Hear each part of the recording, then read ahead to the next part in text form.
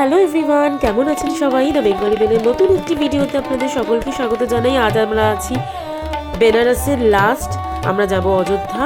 তো অযোধ্যার সমস্ত কিছু শেয়ার করব আপনাদের সাথে। ভিডিও আসতে অনেকটা দেরি হলো কারণ শারীরিক অসুস্থতায় গলা খারাপ ছিল। আজ আমাদের অযোধ্যা যাবার দিন, বেনারসে আজ আমাদের লাস্ট ডে। মোজাটা পরেছো? সব নিয়েছো তো? দেখে নিয়েছো তো?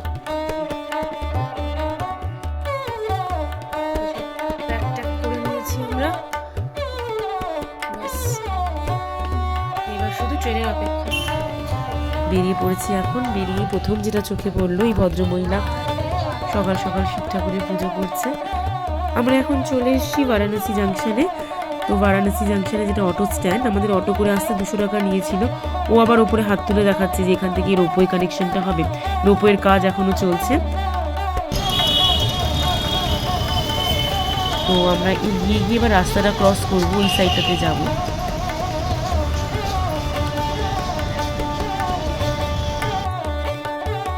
তো চলে এসেছি রাস্তাটা ক্রস করে। এখন পেছন দিক দিয়ে ঢুকছি। এখান থেকে এন্ট্রান্সটা এরকম একটু শ্যাবি মনে হলেও অ্যাকচুয়ালি রোপওয়ের কাজ চলছে বলে এই জায়গাটা এরকম হয়ে আছে। ওই জায়গাটা মাঝখানটা পুরো ঘিরে দেওয়া, আর বৃষ্টির কারণে চারপাশে দেখতেই পাচ্ছেন একটু জল কাদা। তো পেছন দিয়ে আমরা খুব সাবধানে যাচ্ছি। এখান থেকে আমরা উঠে প্ল্যাটফর্মে গিয়ে একবার ট্রেনটা তাও মিলিয়ে নেবো।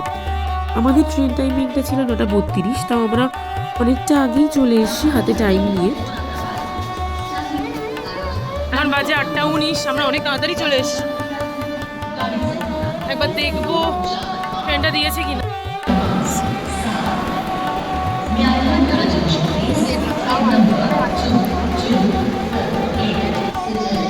এইটাই তো, এই ট্রেনটা নয়।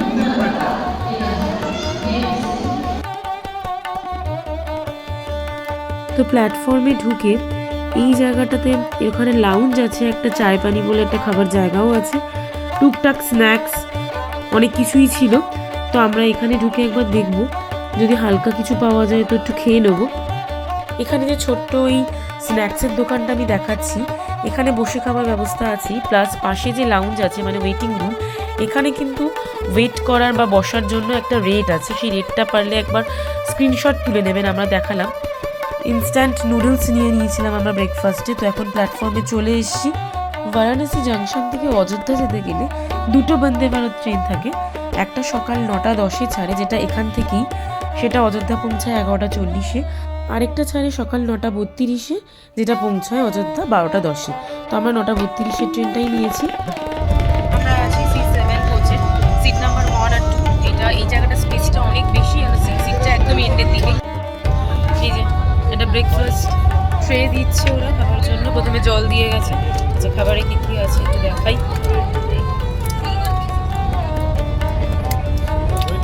এখানে একটা অমলেট আছে, আর একটু ফ্রেঞ্চ ফ্রাই টাইপের আলু। এটা একটা আছে ক্যারামেল পপকর্ন।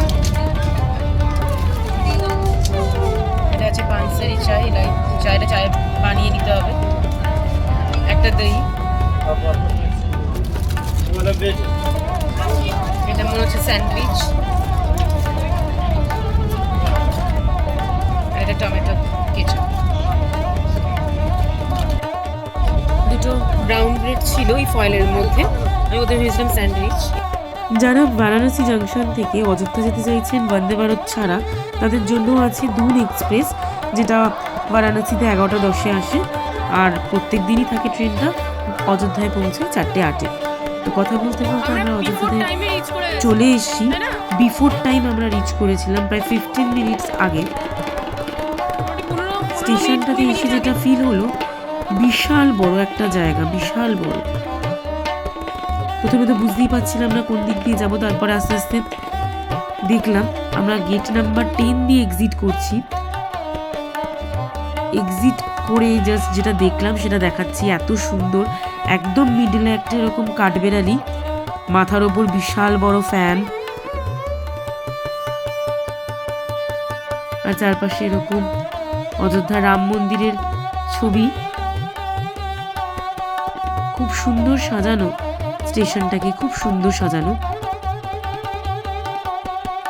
এখন আমরা স্টেশন চত্বরটা থেকে পুরো বাইরে যাচ্ছি। বাইরে আসার মুখেই যেটা প্রথম চোখে পড়লো, স্টেশনের বাইরেই পুজো হচ্ছে মা দুর্গার একটা প্যান্ডেল।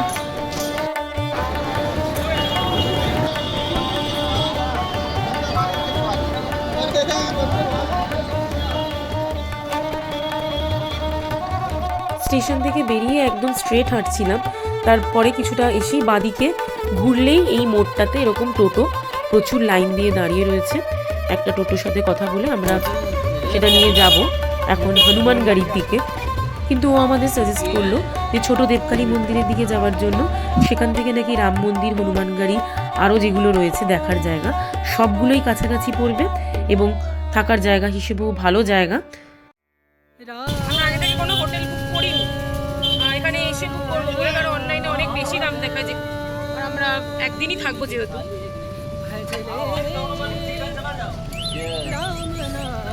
বেনারসের থেকেও এখানে ওয়েদার একটু বেশি গরম মনে হচ্ছে, তাই না? রোদটা বেশি চড়া।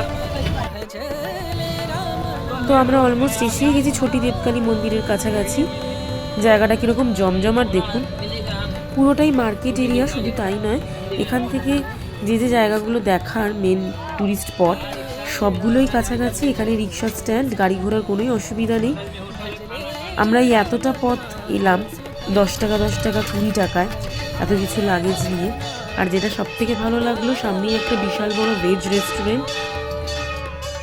মন্দিরের ঘন্টার আওয়াজ তো শুনতেই পাচ্ছেন, এখন মন্দিরে পুজো চলছে।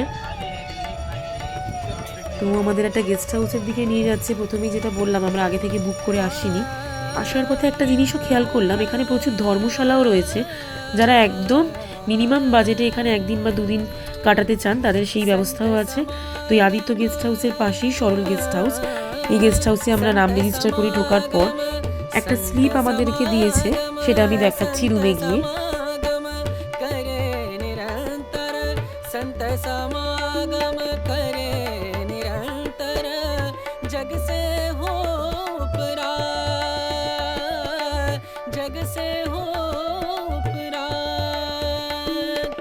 ब्रह्मानंद परम पद पावे, ब्रह्मानंद ब्रह्मानंद परम पद पावे। मन होवे निष्काम मनवा, मन होवे निष्काम। भजले राम नाम सुखधाम, भजले राम नाम सुखधाम, भजले राम नाम सुख। তো সে এই স্লিপটা ওরা দিল এখানে নাম রেজিস্টার করার পর আমাদের ঘরে ঢোকার আগে। এখানে ভীষণ সুন্দরভাবে দেখুন মার্কিং করা রয়েছে। এই যে গ্রিন প্যাচগুলো, এগুলো একদম ওয়াকিং ডিস্টেন্স, হেঁটেই দেখে নেওয়া যাবে। ইয়েলো প্যাচটা একটু বেশিক্ষণ হাঁটতে হবে, 10-12 মিনিট মতো। আর ব্লু প্যাচগুলোর জন্য আমাদের টোটো করতে হবে। ডিস্টেন্স হোটেল থেকে দিয়ে দেওয়াই আছে ডিস্টেন্সগুলো। তারপর এখানে অরেঞ্জ প্যাচগুলো বেশ কিছুটা দূর, এখানের জন্য টোটো ভাড়া করতেই হবে। এই প্লেসগুলো দেওয়া রয়েছে যে আপনাকে চিন্তা করতে হবে না কোন কোন প্লেসে এসে ঘুরবো। এখানে টুরিস্ট স্পটগুলোকে নিয়ে চিন্তার কোনো কারণ নেই, গেস্ট হাউস থেকেই অনেকটা হেল্প করে দিচ্ছে। আমরা গেস্ট হাউসে আমাদের জিনিসপত্রগুলো রেখে সোজা বেরিয়ে এসেছি, কারণ প্রচুর খিদে পেয়েছিল। এই উদুপি অযোধ্যা ফুড প্যালেসে ভীষণ ভালো খাবার কোয়ালিটি ছিল। তো আমরা ভেতরে ঢুকবো, একটু বাইরে দাঁড়িয়েছি এখন। ভেতরের অ্যাম্বিয়েন্সটা জাস্ট দেখুন, একদম নিট অ্যান্ড ক্লিন। ভীষণ ভালো সার্ভিস এদের ছিল, খাবার কোয়ালিটি বলে বলার মতো না আর কি, এত ভালো খাবার কোয়ালিটি, রিজনেবল প্রাইস। তো লাস্টে একটু মিষ্টি মুখ না করলে তো আমাদের চলে না, আইসক্রিমটাই মনে হলো একটু খাই। তো খাওয়া দাওয়া সেরে এখন আমরা হেঁটে হেঁটে যাবো আমাদের গেস্ট হাউসের দিকে। তখন টোটো করে ঢুকেছিলাম, এখন হেঁটে গিয়ে দেখাবো যে ঠিক কতটা লাগছে। ঠিক আমাদের ওই মুখটা থেকে, মোড়টা থেকে আর কি 2 minute walking distance, just 2 minute. যাবার পথে দেখছি এরকম একটা হনুমান আবার ওপরে বসে কি একটা খাচ্ছে। ছোটি দেবকালী মন্দিরের এটা পেছন দিকটা, আর যেটা প্রথমে পেলাম ওটা সামনের দিকটা ছিল।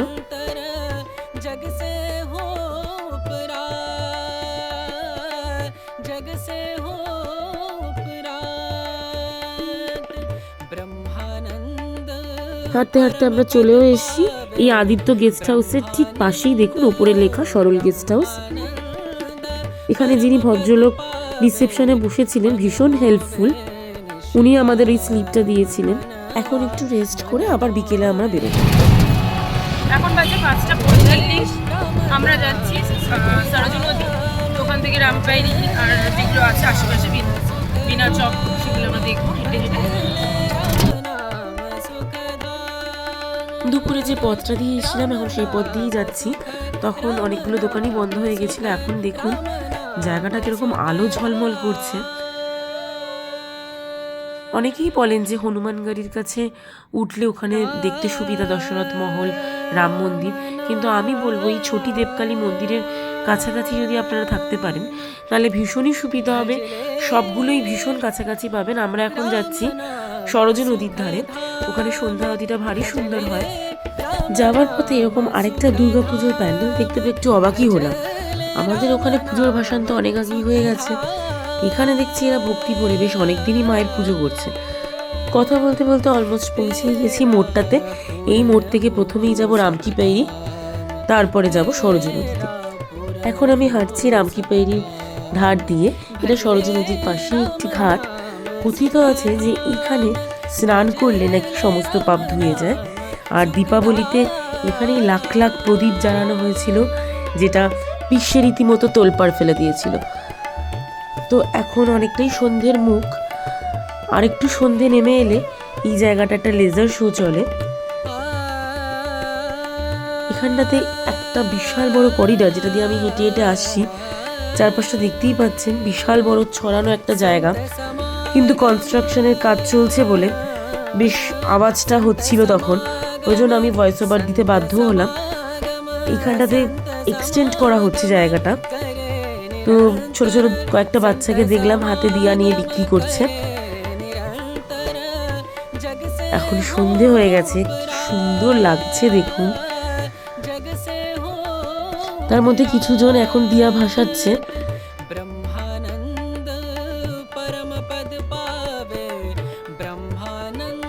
চারপাশটা একটু দেখাই। এই জায়গাটাই কিছুক্ষণ বাদে লেজার শো হবে। এখন এখানে কোন রকম লাইটিং দেখতে পাচ্ছেন না, কিন্তু পুরো পরিবেশটাই বদলে যাবে। তো আমরা এবার যাব সরোজ নদীর ঘাটে। রামকি পাইরিতে এখনই অনেক লোক স্নান করছে সন্ধে হয়ে গেলেও, কেউ কেউ আবার জলে পা ডুবিয়ে বসেও আছে। এই জায়গাটা একটা অপূর্ব সুন্দর জায়গা। এখানে আপনি জলে পা ডুবিয়ে ঘন্টার পর ঘন্টা সময় কাটাতে পারবেন। তো কথা বলতে বলতে অনেকটাই দেরি হয়ে গেল। এখন আমরা যাব সরোজ নদীর ঘাটে। সরোজ নদীর ধারটাতে এরকম দুপাশে ভারী সুন্দর রামায়ণের কিছু মুহূর্ত তুলে ধরা হয়েছে, যেটা দেখালাম। এখানে অলরেডি ভিড় দেখুন জমতে শুরু করেছে। সন্ধ্যা আরতি শুরু সন্ধ্যে 6:30 থেকে, কিন্তু ভিড় হতে থাকে 6টা থেকেই। তো আমরা এই ভিড় ঠেলে একটু নিচের দিকে নামবো। অনেকে ওপর থেকে দেখছেন। আমরা ভাবছি ঘাটে বসেই দেখবো, কিন্তু লোকজনের এতটাই ভিড় হয়ে গেছে, ফাঁকা জায়গা খুঁজে পাওয়া মুশকিল। আমরা এই প্লাস্টিকগুলো 20 টাকা দিয়ে কিনেছি, কারণ বসে দেখার জন্য। কারণ এখানে একটুও জায়গা নেই বসে আরতি দেখার। আমরা প্রথমে ভাবছিলাম ওই সাইডটায় হবে, তারপর দেখছি না, এই দিকটায় আরতিটা হয়, সন্ধ্যা আরতি। প্রচুর লোকের ভিড়, মোটামুটি সবাই ওরকম প্লাস্টিক কিনেই বসে যাচ্ছে। অনেকে দাঁড়িয়ে রয়েছে, এখানে মহারাজরা তাদের বারণ করছে দাঁড়িয়ে থাকতে, সবাইকে বসার জন্য অনুরোধ করছে।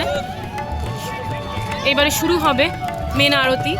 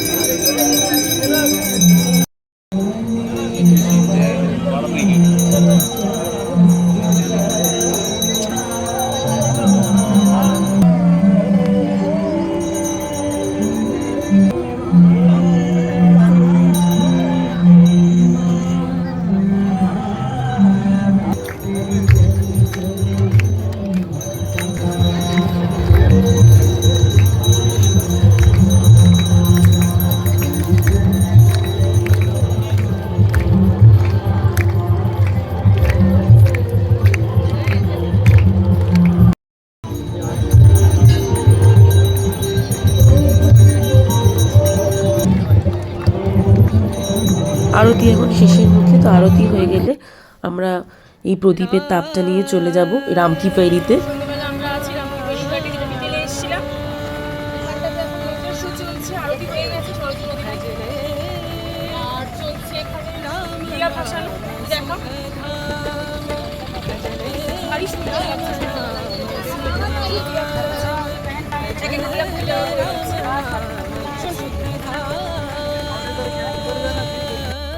এই লেজার শোটিতে মূলত রামায়ণের ঘটনাই দেখানো হচ্ছে, কিন্তু আমি যেহেতু বলছিলাম যে রামকি পেরি ঘাটে একটা কনস্ট্রাকশনের কাজ চলছে, সুতরাং ভীষণ আওয়াজ হচ্ছিল।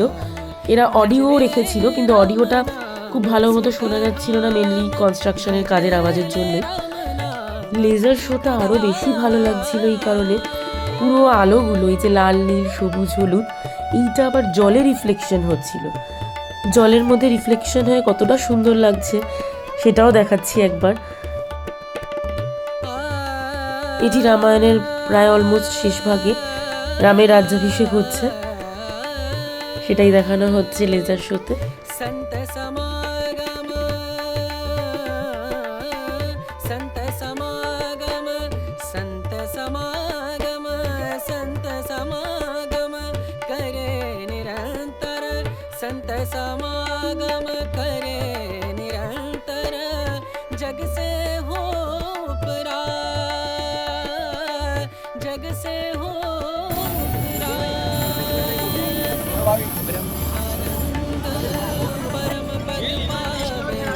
রামকি পেরি অসাধারণ অডিও লেজার শো আর সরজ নদী সন্ধ্যাবতী দেখার পর আমরা এখানটা বেশ কিছুটা সময় কাটালাম। এখন যাব সুরজকুণ্ডে, তার জন্য আমাদের যেতে হবে লতা মঙ্গেশকর চকে। যে মোড়টাতে নেমে আমরা রামকি পেরি আর সরজ নদীতে এসেছিলাম, আবার সেই মোড়টাতেই যাব। ওই মোড়টির নাম হচ্ছে লতা মঙ্গেশকর চক বা ভিনা চক। এই লতা মঙ্গেশকর চকটা সম্পর্কে একটু বলে নিই। এই চকটা বানানো হয়েছে মেনলি লতা মঙ্গেশকর, আমাদের ইন্ডিয়ান নাইটিঙ্গেল, তাকে ট্রিবিউট দেওয়ার জন্যই, তাকে মনে রাখার জন্যই এই চকটা তার নামে করা হয়েছে। আর মধ্যিখানে বসানো একটি ভারী সুন্দর বীণা। চক, যেখানে আমরা টোটো থেকে নেমেছিলাম, নেমে হেঁটে গেছিলাম, তো আবার সেই জায়গাটাতে ফেরত এসেছি। এখান থেকে আমরা যাবো সূর্যকুণ্ড।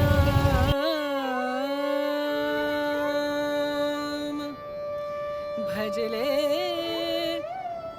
राम नाम सुख धाम भजले राम नाम सुख আমরা পৌঁছে গেছি সুরজকুণ্ডে। এটা আসতে অলমোস্ট 25 মিনিট মতো টাইম লেগেছে অটোতে আমাদের। তো বাইরে একটা পার্কিং লটে ওখানে ফি চার্টটা লেখা ছিল, পারলে ওটা স্ক্রিনশট নিয়ে রাখবে। এখানে ঢুকতে গেলে টিকিট লাগবে, একদম বাইরেই টিকিট কাটতে হচ্ছিল, 30 টাকা করে নিচ্ছিল পার হেড। তো টিকিট কেটে আমরা জাস্ট ভেতরটা ঢুকে পুরো অবাক হয়ে গেছি, মানে এত সুন্দর লাইটিং, মনে হবে কোনো একটা অকেশন চলছে। সন্ধেবেলায় ভারী সুন্দর এই ওয়ার্ম লাইটগুলো দিয়ে দিয়ে গাছগুলোকে সাজানো, তারপর এরকম টানেল মতো আছে, সেই টানেলের মধ্যে দিয়ে যেতে হবে, সেটাও ওয়ার্ম লাইট দিয়ে সাজানো। এই যে যেটা দিয়ে আমি যাচ্ছি, একটু এগুলোই সামনে যে মেন মন্দিরটা, সূর্যনারায়ণের মন্দির, সূর্যদেবের যে মন্দির, সেখানে রোজ পুজো হয় সূর্য দেবতার। হিন্দিতে যেটা সুরজকুণ্ড মানে সূর্যকুণ্ড বলতে এই যে মধ্যিখানের জলাশয়টাকেই বোঝানো হয়েছে। এটা একটা ছোট্ট ইতিহাস আছে। বলা হয় যখন রাম বনবাসে ছিল, তখন লক্ষ্মণ তার বৌদি সীতার জন্য এই জায়গাটা খনন করে এই কুণ্ডটা বানিয়েছিল, যাতে সীতা এখানে ঠান্ডা জলে স্নান করতে পারে। এবং পরবর্তীকালে সূর্যদেবের রথ এখানে 1 মাসের জন্য থেকেছিল, সেই থেকে এখানে সূর্য দেবতার পুজো করা হয়। এটা মন্দিরে ওঠার মুখে, মেন মন্দিরটা ওপরে। তো মেন মন্দিরে ওঠার আগে আমি একবার চারপাশটা একটু দেখিয়ে দিই। এখানে এরকম ব্যারিকেড করা রয়েছে, আর বড় একটা চাতাল। এই চাতাল থেকে কুণ্ডটা জাস্ট অসাধারণ দেখতে লাগছিল।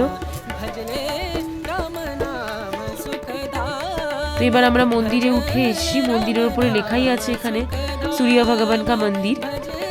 এখানকার লেজার শোয়ের দুটো টাইমিং আছে, একটা 7:30 থেকে আর একটা 8টা থেকে। যেটা 7:30 থেকে শুরু হয় সেটা 8টার মধ্যেই শেষ হয়ে যায়, আর 8টা থেকে যেটা শুরু হয়, শুরু হতে হতে 5-10 মিনিট এদিক ওদিক হয়, সেটা 8:30টার মধ্যেই শেষ হয়। এখানে লেজার শোয়ের দুটো টাইমিং আছে, একটা সন্ধ্যে 7:30 থেকে আর একটা 8:30 থেকে।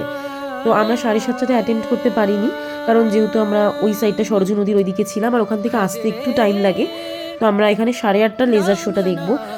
ঘাটের ওপর বসেই এরকম দেখতে হবে, তো লোকজন ভরে গেছে। চলুন আর কথা না বাড়িয়ে ঝটপট দেখে নিই। কিছু কিছু মুহূর্তই আমি দেখাবো লেজার শো, পুরো লেজার শোটা আমি একটি আলাদা ভিডিওতে দিয়ে দেবো। सूर्य कुंड प्रांगण आज मैं आपको कथा सुनाऊंगी भगवान विष्णु के उस अवतार की जिनके अवतरण से मैं पावन हो गई सदा सदा के लिए। मां कौशल्या की गोद में जन्म लिया मर्यादा पुरुषोत्तम श्री राम ने अधर्म के नाश के लिए।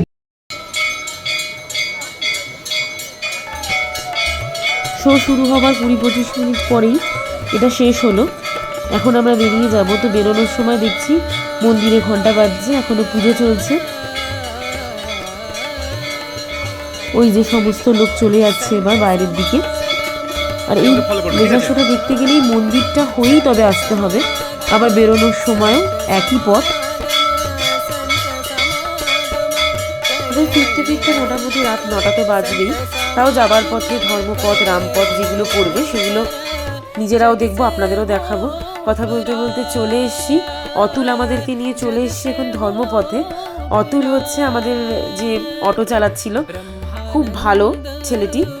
ও আমাদের সমস্ত কিছু বুঝিয়ে বুঝিয়ে বলছিল। এই ধর্মপথটার মধ্যে এখানে যে কালারিং পিলারগুলো দেখা যাচ্ছে, এটাকে বলা হয় সতরঙ্গি ব্রিজ। এই সতরঙ্গি ব্রিজেই এখানে দারুণ সুন্দর আলোর কাজ। এই যে ঘুরছে আলোগুলো দেখছেন, সব ওপর থেকে প্রজেক্টর দিয়ে এটা করা হচ্ছে। কি ভারী সুন্দর লাগছে না ব্রিজটার তলাটা। একই তো ব্রিজটা পুরো রেইনবো কালার দিয়ে করা, অসাধারণ সুন্দর এই আলোগুলো। গোল গোল আলোগুলো এরকম সন্ধে হতে না হতেই অটোমেটিক জ্বলতে শুরু করবে। তো যে সতরঙ্গি ব্রিজটা আপনাদের থেমে দেখালাম সেটা দিয়েই যাচ্ছি এখন। দেখুন দুপাশটা কি অসাধারণ এই ব্রিজটা। এটাই অ্যাকচুয়ালি ধর্মপথ। এখন সামনে যে পথটা দেখতে পাচ্ছি এটাও ধর্মপথেরই অংশ।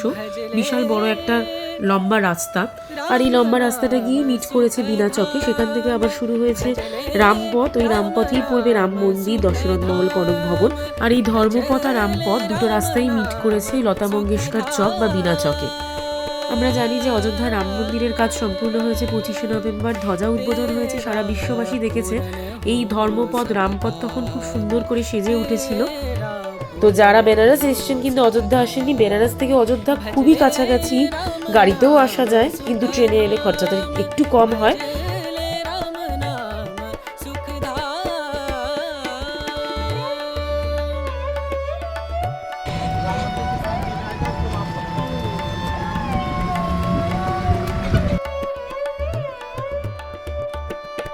এই পথটি তো শুধুমাত্র সুসজ্জিত তাই নয়, পথের দুপাশে এত সুন্দর করে রামায়ণের প্রত্যেকটা ঘটনা এঁকে এঁকে বর্ণনা দেওয়া আছে যে না বলে বোঝানো সম্ভব নয়।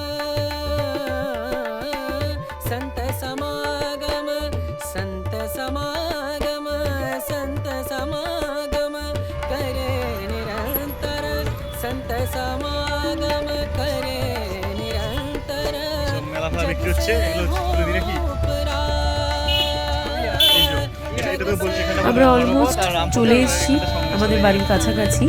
তো এখন যে মোড়টাতে আছি এটা রামপথ আর ধর্মপথের একদম মিটিং পয়েন্ট আর কি। তো সেখানে নামিয়ে দেওয়ার কথা আমাদের, কিন্তু ও বলল যে আরেকটা মন্দিরও ছিল, নাগেশ্বরনাথের মন্দির। তো ওই মন্দিরটা একবার দেখিয়ে দেবে। যদিও রাত হয়ে গেছিল, রাত প্রায় তখন 9টা 20-25 তো হবেই। তো অত রাতে মন্দির খোলা পাইনি, তাও মন্দিরের সামনে দাঁড়িয়ে একটু ছবি নিয়েছি আর বাবার দর্শন করেছি বাইরে থেকেই। তো আপনাদেরও মন্দিরটা একটু দেখাই। আমি অতুলের কন্ট্যাক্ট নাম্বার স্ক্রিনে দিয়ে দিচ্ছি।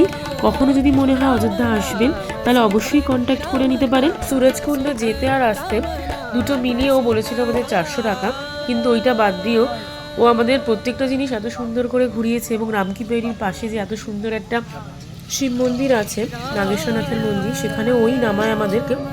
রাত অবধি পুরো যত জায়গা ঘুরেছি ও আমাদের গাইড করে দিয়েছিল। তো আমরা ওকে দিয়েছিলাম 500 টাকা। যাবার সময় পথে পড়েছিল এই প্যান্ডেলটা, তখন বলেছিলাম পরে একবার আসবো। তো যাওয়ার সময় একবার ঢু মেরে যাচ্ছি। এখানে কিন্তু একটা অদ্ভুত ব্যাপার, আমাদের মায়ের পুজোর ভাসান অনেকদিন হয়ে গেলেও এরা বলছে এরা মাকে অনেকদিন রেখে দেয়। দুর্গা প্রতিমা কি সুন্দর দেখতে, ছোটোর ওপর মায়ের মুখখানা কি দারুণ। তো এবার আমরা যাব আরেকটা প্যান্ডেলে, আর সেখানে গিয়ে আমরা দেখলাম যে ডমরু বাজিয়ে মায়ের পুজো হচ্ছে। তো ব্লগটাকে আমি আর বড় করবো না, আমি এখানেই শেষ করছি। ভিডিওটা যদি ভালো লেগে থাকে অবশ্যই লাইক করবেন, কমেন্ট করে জানাতে ভুলবেন না। চ্যানেলে নতুন হলে চ্যানেলটি সাবস্ক্রাইব করবেন।